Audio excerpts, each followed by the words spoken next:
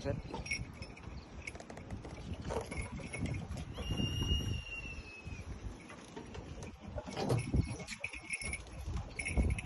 Má lướt. Mà con này lướt không có cao. Nó lướt không cao. Về cho tao tập cái tính đó. Bay tiếp. Bay tiếp. Bay. Good job. Về rồi. Nó bay xung quanh để anh giơ cái tay lên cho nó đứng á. Chụp nè. Ô, má gió ta. Lạ. Chụp nè.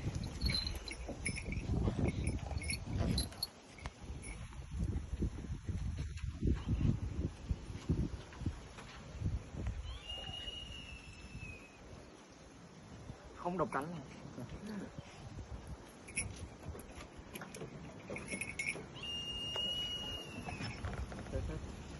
Thôi được rồi đó, coi con ngắm đi.